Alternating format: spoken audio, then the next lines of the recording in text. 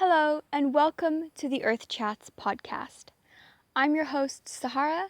I'm an activist, writer, speaker, and listener with a passion for creating change in our world.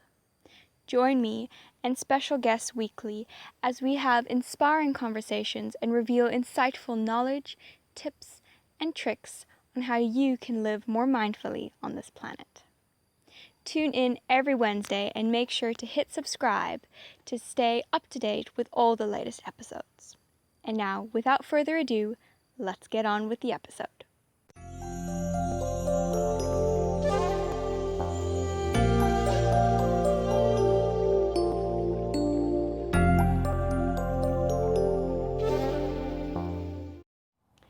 As a special gift to our listeners, BMDM Digital has created a 52-page free social media training guide that will help you ignite your social media.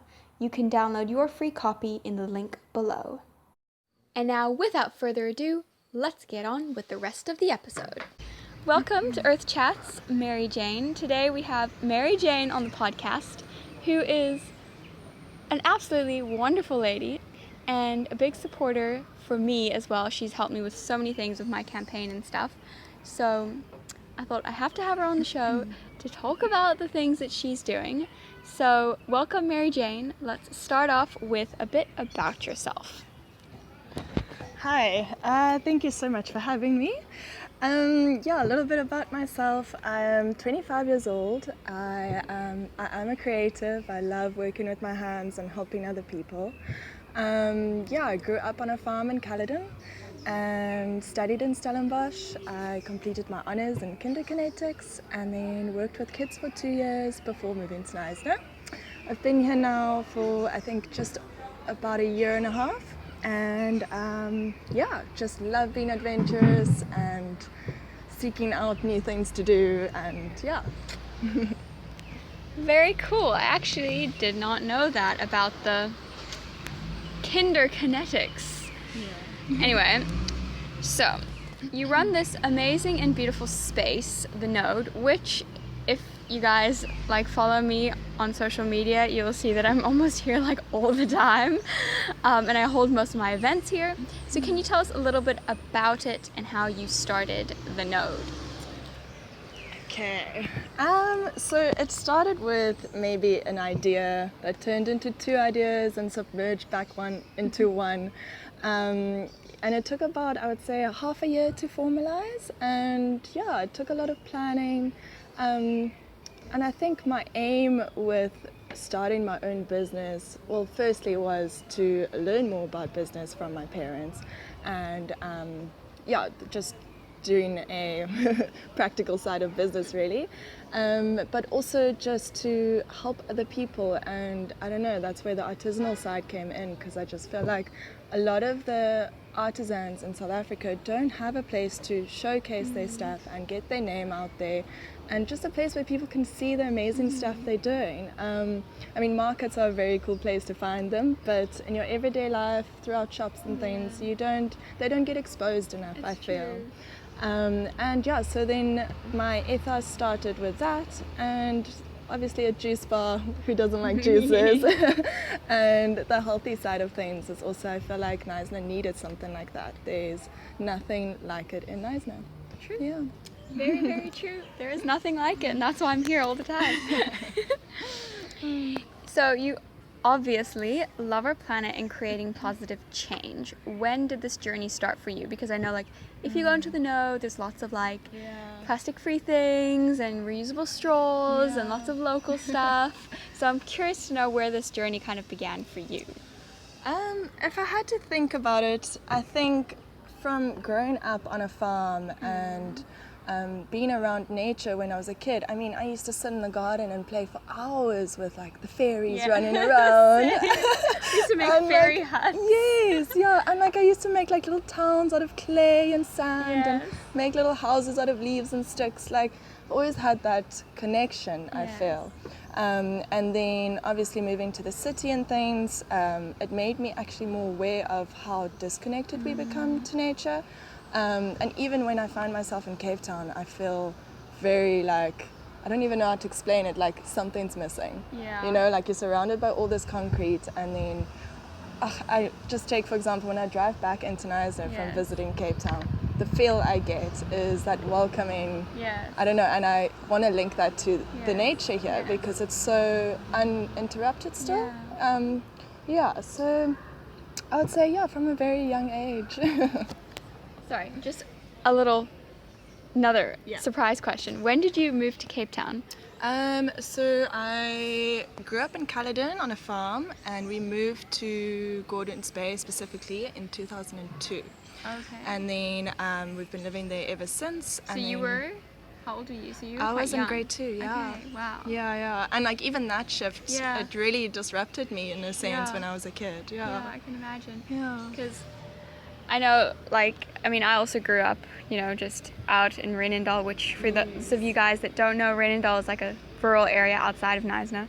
And I mean, Knysna's like a small town, so Renendal is like the sticks, as you would say. It's the farmland. So I've grown up, just there. And I mean, I have it even worse because, I've never lived in a city. I've only ever been to Cape Town for no more than 3 days. So I have it even worse. So if I come into Knysna and then I drive back home to Renendal, I'm like, peace. Exactly, that feeling. Yeah. You know? But no, we are so lucky to live here. We are so lucky. So now, I think that a lot of people sometimes, you can look on social media, you can look online, and you can kind of misinterpret much of this green movement because it's become a very trendy thing, I feel. And a lot of people are like, it's so exclusive, and it's so everybody, you just do it and you have it all perfect, and with your little sustainable strolls and this white minimalist look. But the truth is that it's actually a very hard journey. Yeah. It can be very, very hard. And so I'm just curious to know, what kind of struggles have you faced or do you face in your personal journey towards living more mindfully, as well as with your business? Because I can imagine that once you have a business, it's a lot harder because you're having to produce stuff, you're having to buy in big bulk things, and it must be harder than to, be conscious of the amount of waste that you're producing. So if you could just share on that. Sure. So personally, obviously there's all the struggles we all face. Like you walk into a shopping center or a grocery store and everything is wrapped in plastic, even your apple or your lemons. And I feel like that's the biggest frustration. Yeah, it is. Even though there are options to get alternative ways without plastic packaging, it's just the convenience of it as well. And then with regards to my business, I can there's a lot of issues that I struggle with, and in the beginning, when I was starting my business, you kind of just want to get the ball rolling, so you just get the easiest solution. And now that I've been going for about a year, I can actually sit back and be like, okay, this is what I need to change, and this I can change. I don't need to use plastic there, I can use this. And so it's opened up my mind a lot. The straws were easy. That was one of the easiest things I've done. But then with regards to packaging, I freeze everything in plastic. We package everything in plastic. It's, things last longer in plastic. That's the thing is, plastic it's such a convenience that it's inconvenient. Yeah, so it's using your creative brain just to find alternative ways. And actually, a lot of things have come my way to make a change. Yeah. Good. Yeah, no, it's such a struggle. Sometimes you just want to pull your hair out. You think, okay, we're doing it. We're ordering our stuff package free with the bulk lady in Plet, because there's a bulk lady in Plet who does stuff package free. And then, something happens and then she can't make it and then you have to buy in plastic, and it's just it's I take when I go and get takeaways, I take my own container, but then they'll bring my container in a plastic bag. Yes. That's not what I want. No, I know. It's just, it can be so frustrating sometimes. And something that, I've just been looking at, which I'm getting all ideas now, of course, but it's just the way that, we operate in a very linear system, not a circular one, so we just create waste the whole time. And, it makes me so frustrated because I think a small town like Knysna, we should be able to do something, work in a more... So small exactly. well. So, oh, yeah, no, it frustrates me, but I've got ideas. So we'll have to chat about it after this. Yeah. Okay, let's see, where are we? So let's talk plastic. Since we're already talking about plastic, let's talk about it some more. You recently took the plastic pledge that you will be doing in your business. Sorry. What will you be doing in your business to embody that pledge? So the plastic pledge is a pledge to avoid single-use plastics, cut down and reuse on the amount of plastics that you're using, share knowledge and stuff on plastics. You guys can take the plastic pledge yourself. There will be a link below.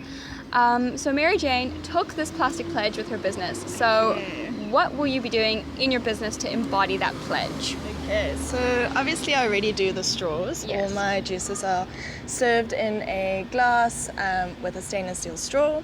Then also I started my market, so this is also one thing that's changed. The first market I did, I could only get and it was a really short notice, I could only get my hands on these little plastic bottles. I think I did it twice where I was like, okay, no, this cannot carry on anymore. So now I've changed to glass bottles, where I ask just a fee to cover the bottle price. And people are very willing to do that because they can get the money of the bottle back when they bring it back. And then obviously I use no plastic bags in my shop. Everything gets packaged in a paper bag.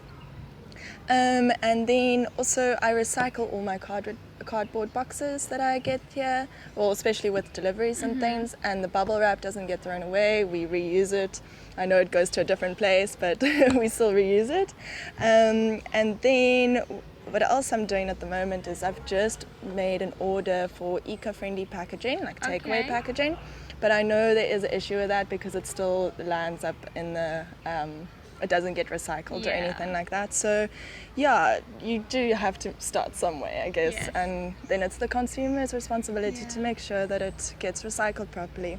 And then what else did I do? Oh, and then I've also been trying to encourage people. So I've got a board up in front of my shop that says we are trying to minimize our plastic waste, and the way you can help us, or the public can help us, is by actually just sitting down and not ordering takeaways, or just bringing their own containers.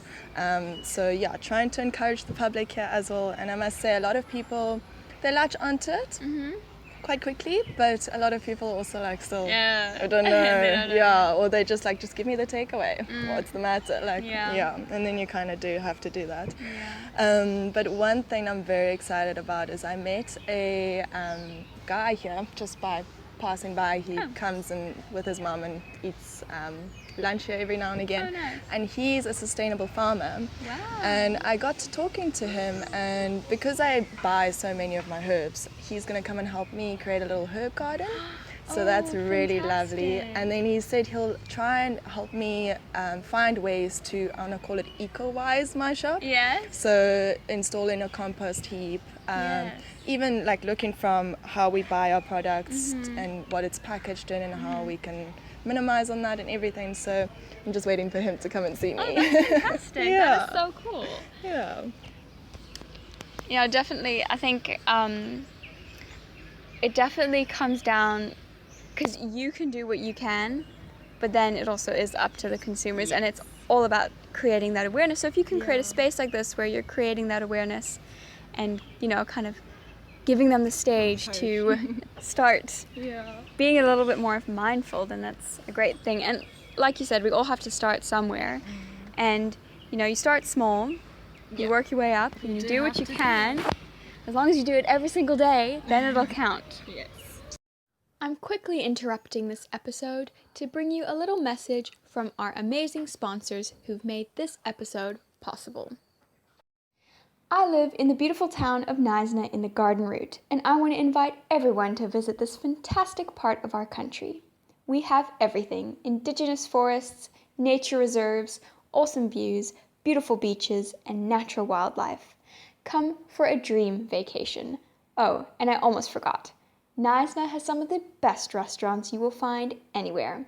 Follow us on Instagram at visitgardenroute, where we will introduce you to our fantastic and favorite people, places, and things to visit. This is us on Instagram at visitgardenroute. And now, without further ado, let's get on with the rest of the episode. So, why do you think taking something like the plastic pledge is important, and why should more people and businesses start taking it? And what 3 businesses or people do you want to challenge to take the plastic pledge? Okay, so I think it is a very important thing that we do, but not just take the pledge, but also act on it. Yes. So it's easy to just sign up and do Yes. it, and not actually do something about it. But yeah, like if we don't start somewhere, and if we don't do it, who's actually going to start or do it? So yeah, I just think it's very important because we can't actually afford to add another plastic cup to the pile. Like it's just a no-no. And yeah, we just can't not do it. Yeah. And then the 3 businesses I'd like to encourage to also do this is La Opera, who's in the Neisner Mall, and then also there's an ice cream shop in the Neisner Mall. I forgot its name, but it's got Italian ice cream. Yes.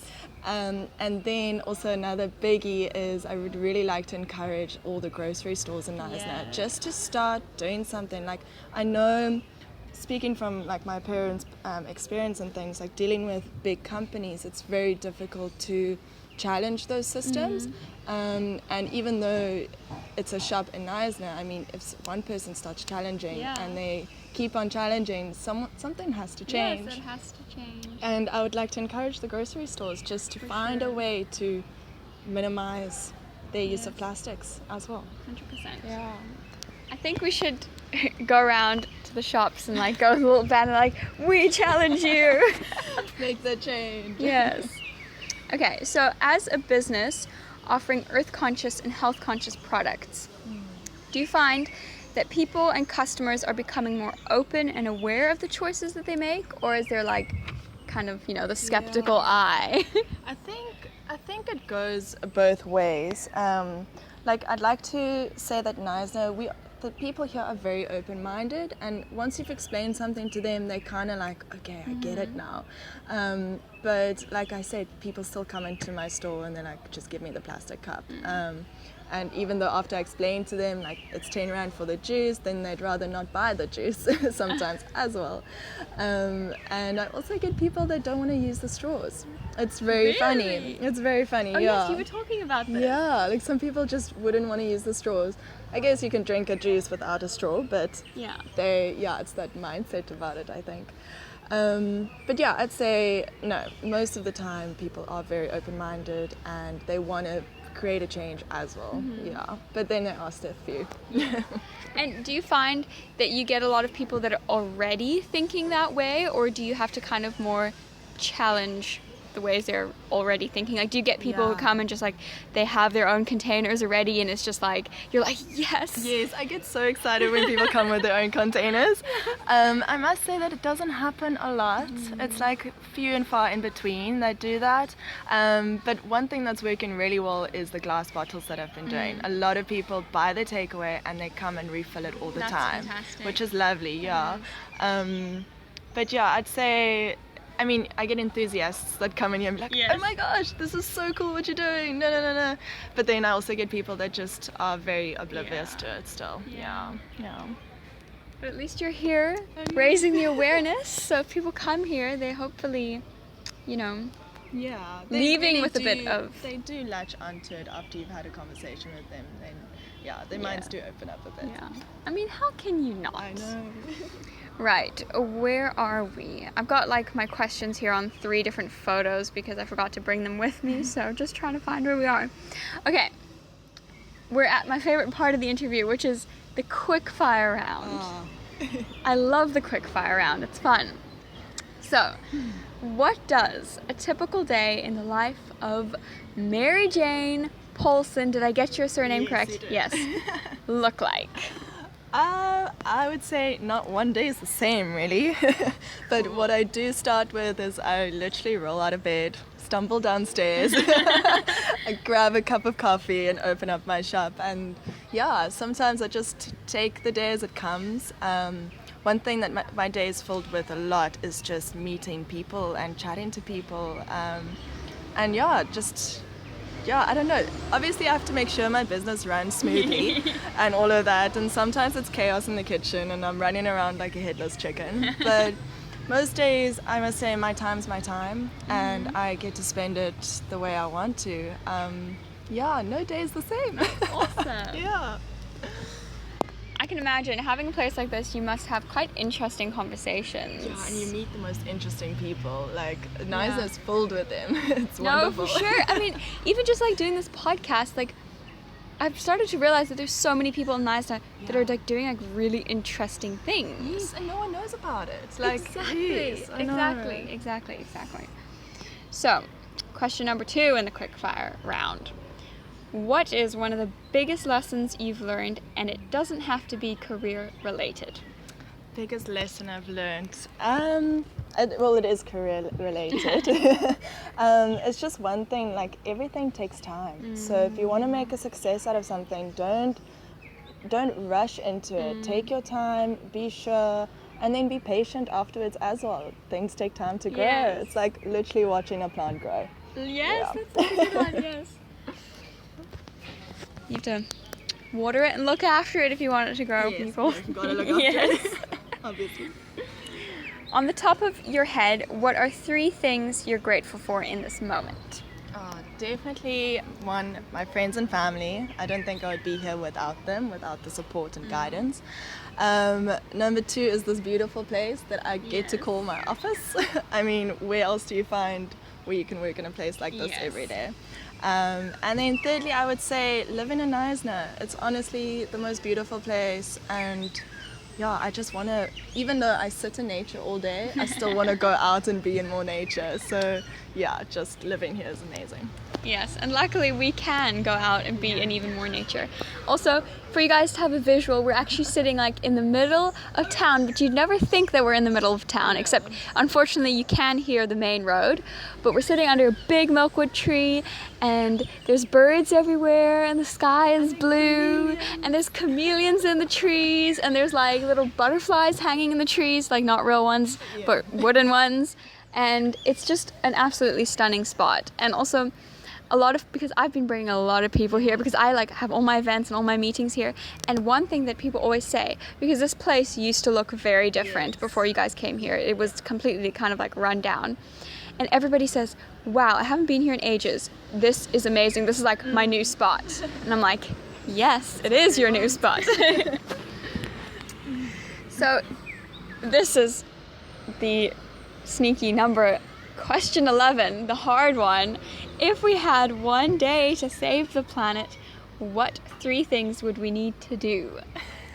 I actually told you how much I panicked about this question because I just first of all think, oh my goodness, it's impossible. Like, what are we gonna do in one day? Like, I don't know. But then what comes to my mind is just stop buying or boycott anything that's wrapped in plastic. Just don't buy it. I know you might need it, but maybe you just can live a little bit longer without it. And that's 1. So 2, I would say, is everyone just stops working. Like, no one has to work. And Whoa, what just fell down? just food on my head. It's good luck. Oh God. Oh, that is lovely. Okay. Luckily, it didn't land on my head too much. Lots of blessings. Please edit that out. What was I saying? Oh yeah, everyone just has to stop work and we just start cleaning. Like, we just clean the oceans, the rivers, the cities, everything. And then my last one would be recycle everything. I think number 2, everybody's gonna stop working and clean up. It's gonna happen because a bird pooped on your head as you said it. Okay, so this is almost our last question. What piece of advice or actionable step can you give to our listeners to help them reduce their impact on the planet? And I see that on here I wrote, can you give our readers? And I do it almost every single time. I almost say readers because I'm used to doing blog posts. So I have to change that. But what piece of advice or actionable step can you give our listeners today? Okay, so I think the best way to like do something is just to actually start. So like, use your reusable straw, number 1. take a reusable bag into your when you go shopping. I mean, just create like a little kit that you have with you at all times in your bag, in the car, and in the boot, and at home, and just 100%. and like you can't get caught off guard then Yes. because you are prepared to be inconvenienced. Yes. So Yes. yeah, you just have to do those little things. And I mean, it's not hard to put a few eco packages together and just place them in your spots where you know you'll need them. Yes. I love that one because I literally just wrote a blog post like on exactly that. I literally, Amazing. it was like 3 tips to like dish plastic or something. And like number 1 is be prepared. And I like, what do you call the eco packages? Yes. Yeah. I like that because I called it, I was like a reusable toolkit or something. Yeah. But I like that, eco packages. Yeah. So check out the blog post if you want more tips. So wrapping up, thank you so much. Oh, thanks for having me. For our last little question, let's just find out where people can find you and the node and follow the work that you do and get some delicious juices.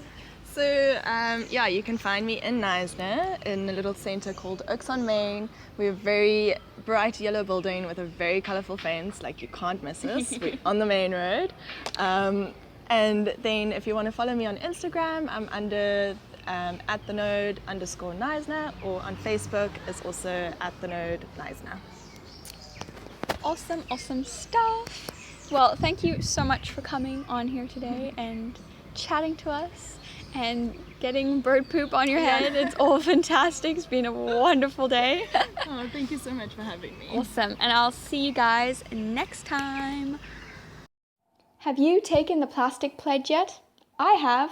The Plastic Pledge is an awareness initiative with the aim of fighting the scourge of plastic pollution. If we know better, we can do better. And the most important thing that all of us can do as a community is to create awareness. Find the link to the Plastic Pledge below. Enjoying the show? Then please support us so that we can continue making awesome episodes just for you. A minimum donation of 100 Rand will get you or your business listed on the Earth Chats page as a sponsor with a link to you or your business. Please visit the link below to make your contribution. Thank you for tuning in to the Earth Chats podcast and supporting the show. I hope you enjoyed this episode, and if you feel someone else could maybe benefit from hearing this conscious conversation, please do give it a share. And that's it for now, guys. I'll see you next week.